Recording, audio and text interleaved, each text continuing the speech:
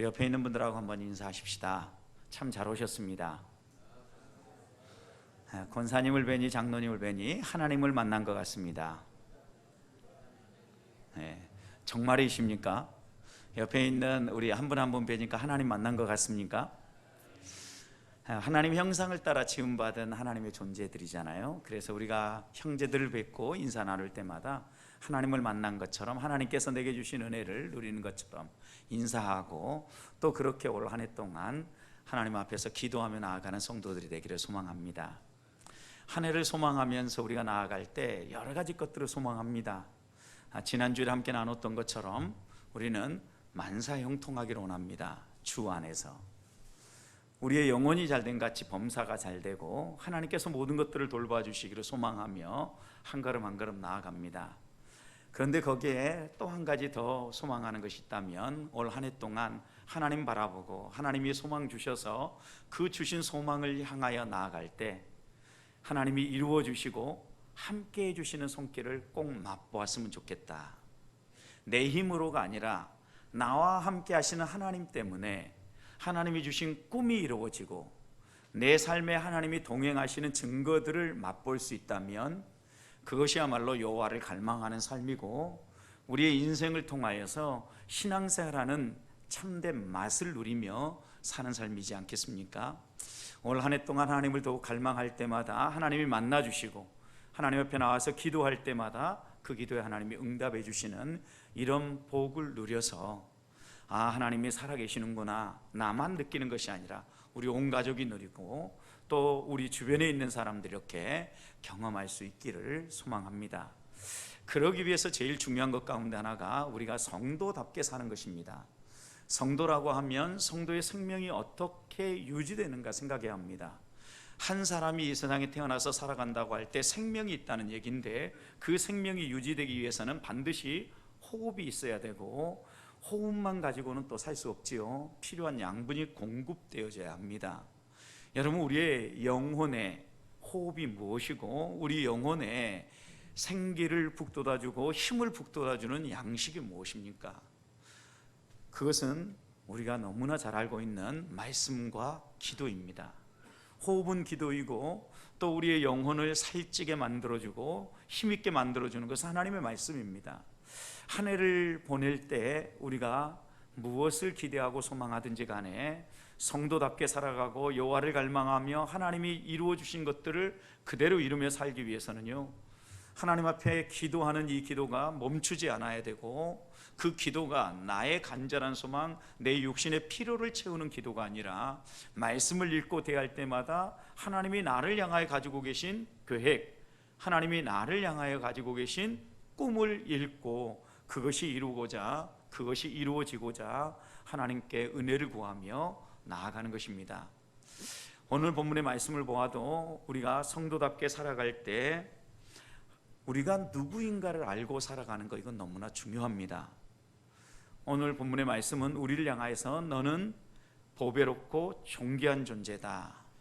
하나님이 보시기에 보배롭고 존귀한 존재다.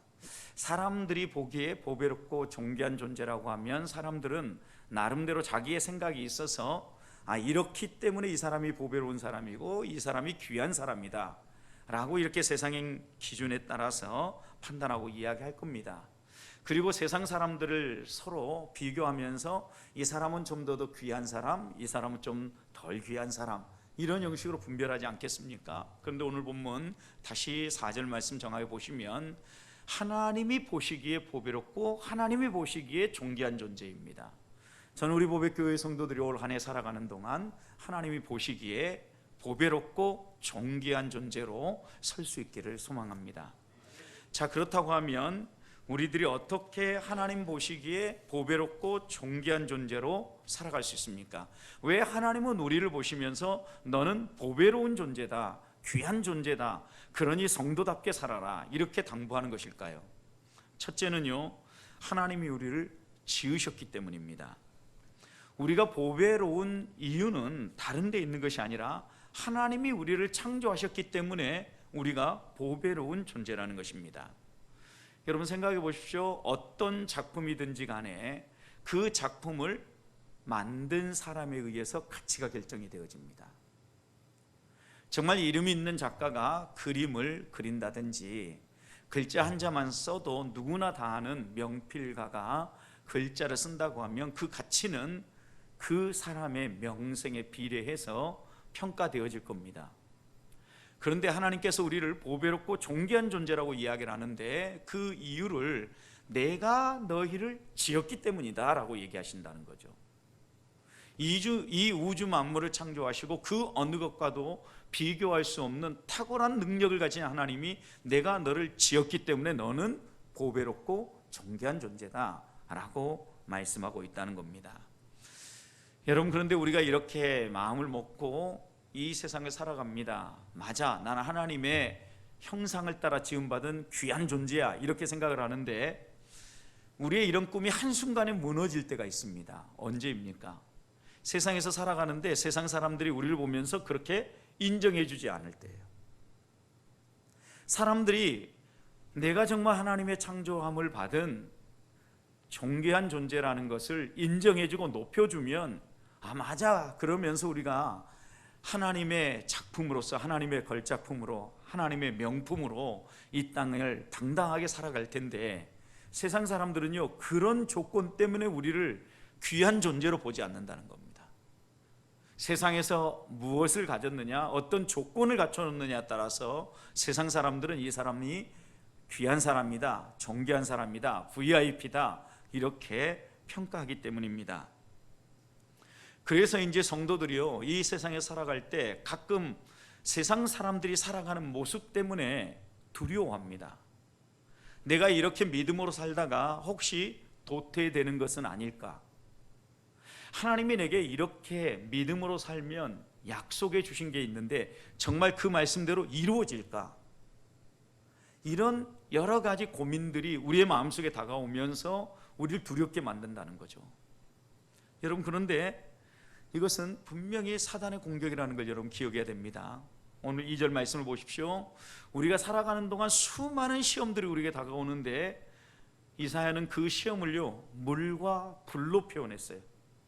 물 가운데 지나갈 때, 강을 지나갈 때 물이 너를 침몰하지 못하도록 하나님이 지켜주신다라고 말씀하셨고, 여러분, 불 가운데 지날 때 그 불이 너를 태우지 못하도록 하나님이 보호해 주시겠다 말씀하셨죠. 이 땅을 살아가는데 우리 안에 어떤 시험거리가 있냐면 불같은 시험이 있다는 거예요. 우리를 태울 것처럼 막 강렬하게 다가오는 그런 시험거리들이 있다는 거예요. 그 대표적인 시험거리가 하나님이 내가 지은 너는 나의 걸작품이야 라고 이렇게 말씀하셔도 세상 사람들이 조금만 무시해도 한없이 우리가 작은 사람이 되어지고 내가 이것밖에 안 되는 사람이었어, 또 내가 무언가를 시도했다가 실패해 보십시오. 그러면 그것 때문에 우리가 스스로 우리 자신을 가소평가하고 또 보잘것없는 존재로 우리 스스로도 무너져 버릴 때가 있다는 거죠. 그런데 여러분 생각해 보십시오. 다니엘의 세 친구 불시험이 있었지 않습니까? 불 가운데 지나는 시험이죠. 신상에 절하지 아니하므로 7배나 더 뜨거운 불 속에 던지라는 명을 받았습니다. 곁에 있는 사람도 타 죽을 정도의 뜨거운 불이었습니다. 여러분, 그런데 보십시오.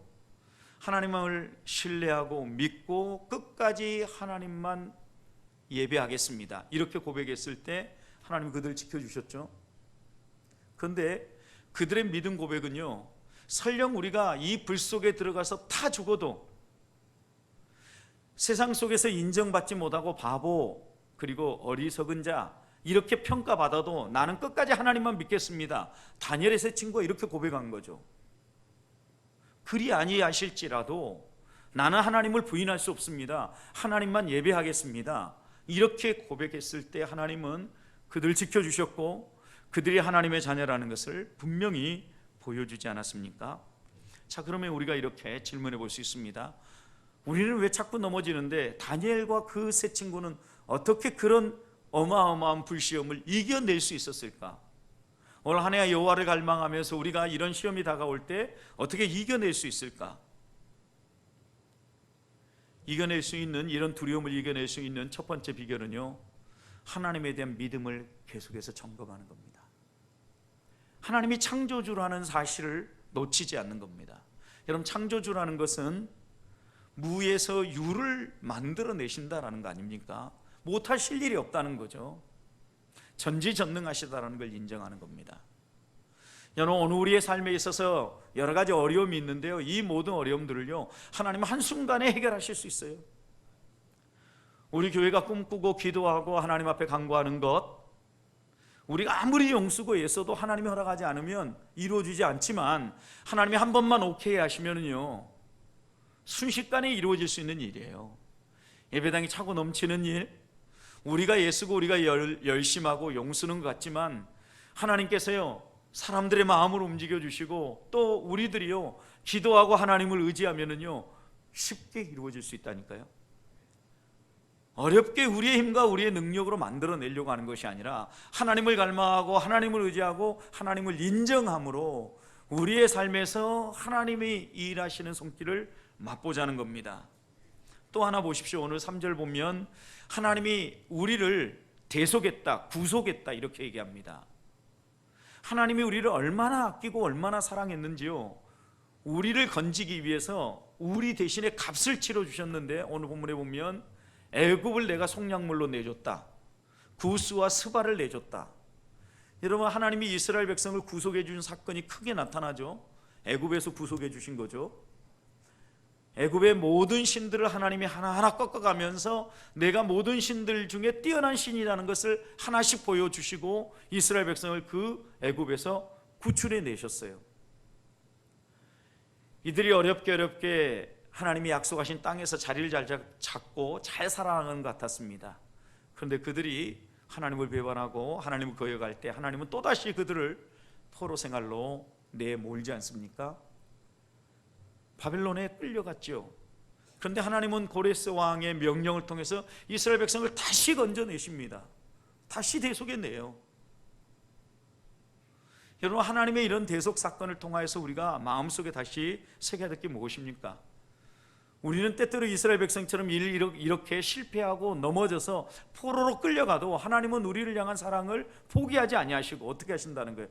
끝까지 책임져 주신다는 거죠. 대속하시고 구속하고 우리 대신에 스바를 던지고 우리 대신에 애굽을 던지고 이렇게 구속해 주신다는 거예요.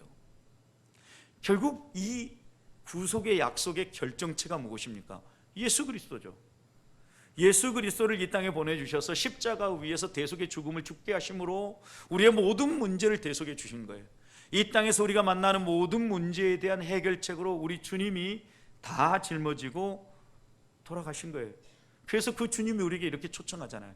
수고하고 무거운 짐진 자들아 다 내게로 오라, 내가 너희를 쉬게 하리라.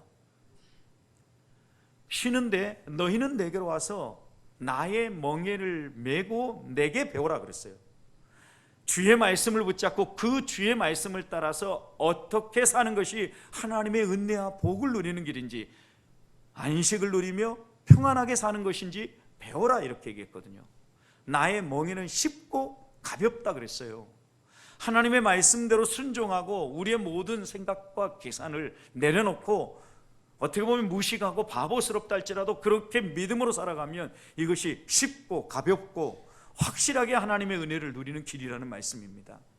오늘 한 해 세상이 우리를 아무리 흔들어도, 아무리 우리를 넘어지게 만들어도, 어떤 이 세상의 두려움 가운데서도 우리를 아껴주시고 귀히 보셔서 우리 대신에 이 세상의 다른 민족조차도 내어주시는 그 하나님의 사랑 때문에 승리하는 우리 성도들이 되시기를 축복합니다. 또 두려움이 올 때 보세요.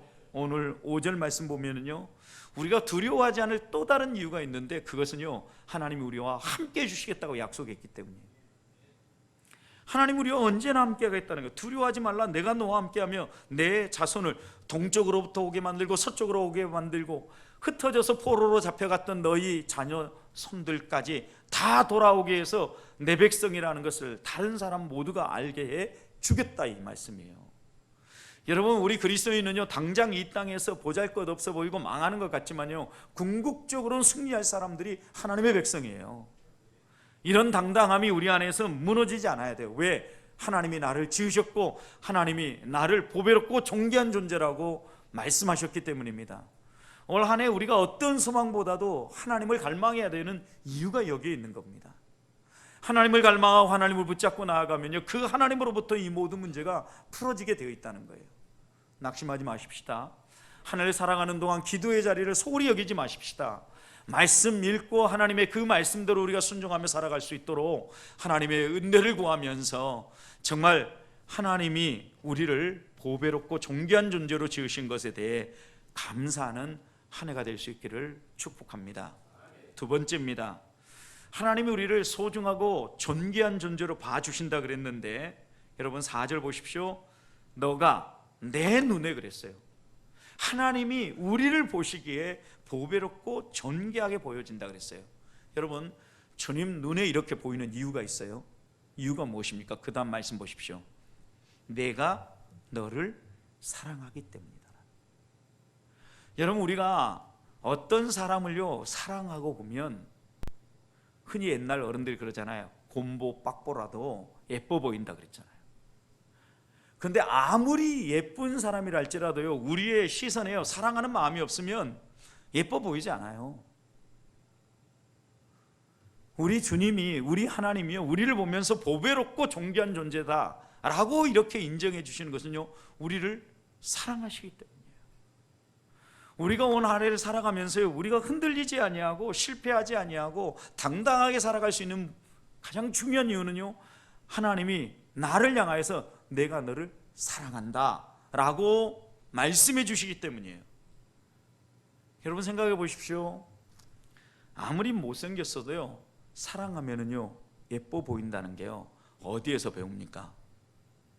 다른 집 아이들보다요 우리 집 애들이 제일 예뻐 보여요. 아닙니까? 한 두 사람이 고개를 이렇게 극렬하게 떨었어요. 저는요 아무리 이렇게 아니라 그래도요, 처음에는 이성적으로 냉정하게 보면 좀 못생긴 부분이 보이기도 해요. 그런데 보면 볼수록요, 내 아들이니까 예뻐 보이는 거죠. 사랑하니까 예뻐 보인다고. 여러분, 하나님이 우리를 볼 때도요 우리를 사랑하셔요. 내가 지은 나의 자녀, 이렇게 보시고 우리를 바라보니까 하나님이 보배롭고 존귀한 존재라고 인정하시면서 필요한 것을 공급하죠. 여러분 생각해 보십시오. 자녀도 내 마음 속에 담기고요, 사랑하면은요, 예뻐 보이면은요, 무슨 행동을 해도 예뻐 보여요. 원하면 무엇이든지 다 해주고 싶어요. 올 한 해를 살아가는 동안 우리가 어떤 장애물을 만나고 어떤 어려움을 만나도요, 우리가 당당하게 살아갈 수 있는 길이 여기서 열리는 거예요. 하나님이 내 편이고 하나님이 나를 사랑하기 때문에, 하나님이 나를 위해서 일하시기 때문에, 어떤 장애물을 만나고 또 우리가 어려움 가운데 빠진다 할지라도 거기에 주저앉고 바닥에 딱 엎드리지 아니하고 다시 신나게 콧노래를 부르며 걸어갈 수 있는 힘이 여기서 나오는 거죠. 내가 믿는 하나님 때문이에요. 그래서 바울은 로마서 8장 31절에서 이렇게 얘기했죠. 하나님이 우리를 이해하시면, 하나님이 우리를 사랑하시면 누가 우리를 대적하리요? 하나님이 내 편이면 그 어떤 사람이 우리를 흔들어서 넘어뜨릴 수 있겠느냐 말씀하시는 겁니다.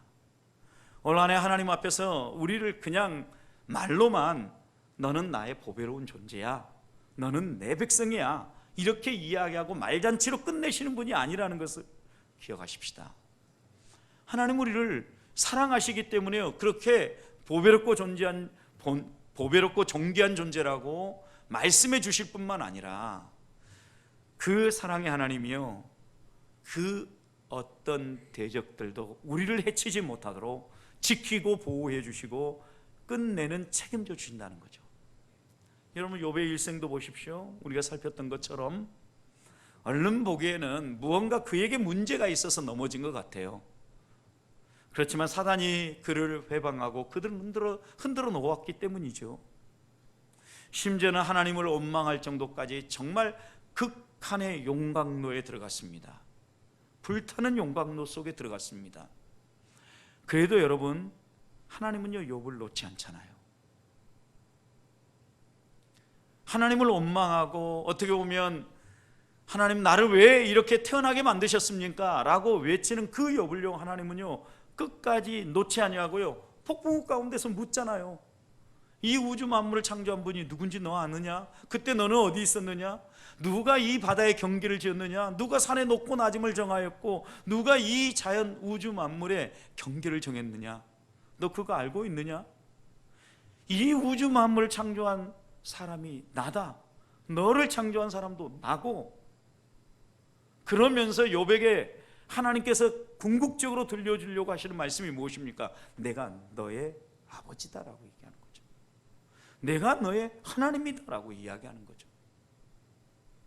우리가 다시 한 번 더 놓치지 말아야 될 것은요, 하나님이 누구인가를 잊지 않고요 하나님을 꼭 기억해야 되는 이유는요, 그 하나님을 우리가 인식하고 그 하나님이 나를 사랑한다는 사실을 기억할 때, 그때 우리의 자존심도 올라가고 자존감도 높아질 뿐만 아니라 이 땅 가운데서 우리의 세상적 조건과 상관없이 당당하게 믿음으로 살아갈 수 있는 힘이 흘러나오기 때문입니다. 그래서 우리가 하나님과 사람 앞에서 은총과 귀중히 여김을 받으며 살아가는 비결이 있어요. 그것은요 다른 것이 없어요. 하나님을 가까이 하는 거예요. 신명기 4장 7절 말씀을 보면요, 하나님을 가까이 하고요 하나님을 가까이 하는 마음으로 기도하며 나아갈 때마다요 하나님께서 그 사람을요, 그 민족을요 보배롭고 존귀한 민족으로 만드실 뿐만 아니라 머리가 되게 해주겠다 했어요. 하나님의 명예가 드러나도록 해주시겠다 약속하셨다고요. 그렇다면요 우리가 하나님을 가까이 하십시다. 하나님을 가까이 하는 방법 가운데 가장 좋은 방법이요, 하나님을 인정하고 하나님 앞에 나가서 기도하는 겁니다. 이 밤에 하나님, 내가 하나님을 인정합니다. 하나님이 나의 아버지심을 인정합니다. 하나님이 나를 사랑하여 주신다라고 말씀해 주시니 감사합니다. 올 한 해 이 하나님을 가까이 하고 이 하나님을 붙잡고 믿음의 삶을 살게 해 주시옵소서. 이렇게 기도하며 나아가는 성도들이 되시기를 축복합니다. 그리고 실제로 우리의 삶에 어떤 세상의 변화가 안 일어나도요 그 하나님이 나와 함께 하신다라고 하면 이 세상에서는 어떤 변화가 안 일어날지 몰라요. 그러나 분명한 거 하나는요, 하나님이 우리를 천국으로 인도하신다는 거죠. 이 땅에서는요 마이너스 인생을 살 수 있어요. 그러나 하나님을 붙잡고 끝까지 의지하고 끝나면은요 마이너스 같은 인생이 죽음의 관문을 통과하는 순간 영생의 복락을 누리는 풍성한 삶의 세계로 들어간다는 겁니다. 그러니 이 땅의 어떤 외적 조건들 때문에 낭망하지 아니하고 기도하며 하나님을 가까이 하고 하나님을 인정하며 하나님과 친밀한 교제를 나누는 주의 자녀들이 되시기를 축복합니다. 또 하나 우리가 하나님을 가까이 하고요 하나님 친밀함을 유지하는 비결, 그래서 하나님께도 또 사람들에게도 은총과 귀중히 여김을 받는 비결이 있는데, 잠언 3장 3절과 4절 말씀에서는 이렇게 얘기했어요. 인자와 진리로 너희가 살아라. 하나님의 인자와 진리의 말씀을 너희 마음판에 새기고 그 말씀을 너희의 삶의 지표로 삼고 살아라, 이렇게 이야기한 겁니다. 여러분, 우리가 하나님의 인자하심과 진리의 말씀을 내 삶의 지표로 삼고 산다는 의미가 무엇입니까? 하나님이 나를 사랑하신 것처럼 그 사랑을 내 삶의 사랑의 기준에다 놓고 하나님이 나를 사랑하신 것처럼 내 이웃을 사랑한다는 거죠. 사랑을 드러내 보이는 거예요. 또 한 가지는요, 진리를 너희 마음판에 너희 삶의 지표로 삼으라 그랬는데, 우리의 삶의 행동 원리의 기준은 하나님 말씀으로 삼자라는 거죠. 세상의 가치가 아닙니다. 세상의 기준이 아닙니다. 그리고 다른 사람들이 이렇게 해서 성공했다고 하니까 그 성공 사례가 내 삶의 표준이 아닙니다. 여러분, 세상 사람들은 그렇게 살아서 성공했을지 모릅니다. 그런데 믿음의 사람은요 하나님의 말씀대로 사는 것이 성공이에요. 결과가 어떻게 나타나는가, 그건 두 번째예요. 하나님께서 우리에게 말씀하시는 것은요, 이런 사랑과 진리의 삶에 대해서 내가 원하는 삶이다, 그리고 그것이 보배롭고 존귀하게 인정받는 길이다 라고 말씀하고 있는 겁니다. 올 한 해 살아가면서 어떻게 하면 내 삶 가운데 이 하나님의 사랑을 드러나게 하며 살 수 있을까? 어떻게 하면 내가 진리의 말씀에 사로잡혀서 걸어갈 수 있을까 생각하면서 하나님의 사랑이 내 삶에 느껴지고 하나님의 사랑을 본받아 우리를 사랑하신 그 하나님 사랑 우리도 이웃에게 나누고 베풀면서 하나님 닮은 모습 드러내며 살아가는 성도들이 될 수 있기를, 그래서 정말 우리가 보배롭고 존귀한 존재라는 것을 자랑하며 사시기를 축복합니다. 마지막입니다. 또 한 가지는요, 우리가 보배롭고 존귀한 존재인 이유는요, 하나님께서요 우리를 하나님의 영광을 위하여 지으셨기 때문입니다. 이 말씀은요 이런 의미예요. 한 사람의 가치는요 그 사람이 하는 일이 무엇인가에 의해서 결정되어져요. 다시요, 한 사람의 가치는요 그 사람이 어떤 철학을 가지고 어떤 일에 자신의 인생 전부를 쏟아붓느냐에 따라서 결정된다고요. 그런데 하나님은 우리를 보배롭고 존귀한 존재라고 이야기하면서 우리를 무엇 때문에 창조했는지 오늘 분명하게 7절 말씀이 얘기하죠. 내 이름으로 불려지는 모든 자, 곧 하나님의 이름으로 불려지는 그 자를, 그 사람들을 이렇게 얘기했어요. 성도를 내 영광을 위하여 창조한 자 그랬어요. 여러분, 그러니까 우리가 하나님의 지음을 받았는데 무엇을 위해서 지음 받았다는 거예요? 하나님의 영광을 드러내도록, 내 먹고 살도록, 나 잘 살도록, 내 이름 드러내도록, 여기에 있지 않아요, 여러분. 그것은 부차적인 거예요. 하나님이 우리가 하는 이 모든 것들을 통하여서 드러내기 원하는 것은 하나님이에요. 하나님의 영광을 드러낸다는 것은요, 우리를 보면 아, 하나님이 이런 분이구나 라고 느낀다는 거죠. 하나님의 하나님 되심, 이게 하나님의 영광이죠, 여러분. 누가 봐도 이것은 사람이 아니고 이거 하나님이 하신 거구나. 야, 이건 신이 아니고는 불가능해. 하나님이 저 사람을 저렇게 만지니까 저 사람이 저렇게 변했지. 이게 하나님께 영광을 돌리는 거예요. 세상 사람처럼 똑같이 살고 그 사람들보다 조금 더 낫게 살고, 여러분, 이게 하나님의 영광을 위한 삶이 아니라고요. 어떤 사람이 죽게 헌신하니까 나는 거기에다 조금 더 보태가지고 하나님의 영광을 위해 살아야지. 천만의 말씀이에요, 여러분. 하나님은 우리의 어느 일부분을 원하는 게 아니라요, 내 인생 전부를 받기 원하셔요. 우리를 그렇게 받기 원하기 때문에 아들을 내어주신 거예요. 10절 보십시오. 그 의미가 더 선명하게 나오는데요, 나 여호와가 말하노라 너희는 나의 뭐예요? 증인이다 그랬어요. 여러분, 증인이 무엇입니까? 하나님이 누구인가를 증거해 보여주는 거예요. 우리의 언어를 보면, 우리의 행동을 보면, 우리의 섬기는 모습을 보면 아, 하나님이 이런 분이구나, 이게 드러나야 돼요. 그러면서 11절 이렇게 얘기하죠. 나 외에는 다른 구원자가 없다. 너희가 정말 나를 구원자로 믿고 내가 너희를 창조하고 너희를 보배롭고 존귀한 자로 불렀다는 사실을 인정한다면 나를 드러내는 삶을 살아라. 너의 이름이 아니라, 너의 재능이 아니라, 너의 어떤 행동들이 아니라, 너가 가진 그 무엇이 아니라 너를 지우고 너가 그렇게 살아갈 수 있도록 힘을 부여해주고 너를 이끌어가는 하나님을 드러내기 위해서, 그 하나님을 증거하기 위해서 살아라 당부하고 있는 겁니다. 사랑하는 성도 여러분, 한번 그러면 물어보십시다. 나는 하나님을 드러내며 살고 있습니까? 나는 하나님의 증인입니까? 왜 나는 하나님을 드러내지 못하십니까? 왜 나는 하나님의 증인으로 살지 못합니까? 왜 내 언어 가운데는 인간의 욕심이 묻어나는 것 같습니까? 인간의 성품이 묻어나는 것 같습니까? 하나님이 정말 원하시는 그 사랑이 묻어나고 하나님의 하나님 되심이 드러나도록 살 수 있는 비결은 무엇일까요? 우리 잘 부르는 복음성가 가운데 그런 복음성가 있지 않습니까? 바울처럼 나는 왜 그렇게 살 수 없을까? 예수님처럼 왜 살 수 없을까? 왜요, 여러분? 혹시 내가 무언가를 내가 원하는 대로 이루고자 붙잡고 있기 때문은 아닙니까? 오늘 이 밤에 여호와를 갈망하고 여호와를 의지한다고 하면 그것 좀 내려놓으십시다. 우리를 보배롭고 존귀한 존재로 만드셔서 우리를 창조하셔서 책임지시는 분, 나는 하나님의 걸작품이기 때문에 보배롭고 존귀한 거예요.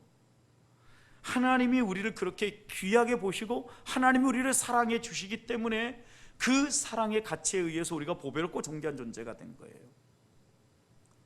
하나님이 우리를요 하게 하시는 일이 이 세상에 먹고 살고 이 세상의 다른 사람들과 비슷하게 그들보다 조금 더 낫게 살게 만들어준 것 때문에 보배롭고 존귀한 존재가 된 게 아니고요, 하나님의 영광을 위해서 이 썩어질 육신이지만 욕심으로 가득 차 있고 여전히 실패하고 여전히 아직도 죄 가운데 있는 존재이지만 그럼에도 우리를 사랑하시고 우리를 통하여서 자신을 드러내기를 좋아하시는 하나님 때문에 우리가 보배롭고 존귀한 존재가 된 거예요. 그렇다면 오늘 이 밤에 우리가 다시 한 번 더 하나님 앞에서 내가 누구인가를 먼저 기억하고 하나님 앞에 나아가십시다. 나에 대한 나의 이해, 자기 이해라 그러죠. 내 자기 이해가 흔들리면요 성도답게 살아갈 수 없어요. 자꾸 성도다운 모습이 무너지고요, 때로는 교만해지고요, 하나님을 향하여서도 대적하는 것은요, 왜 그래요? 우리가 교만하기 때문에, 자기 이해가 잘못됐기 때문이에요. 어떻게 인간이 하나님을 향하여서 하나님도 까불면 재미없다라는 이야기를 할 수 있습니까?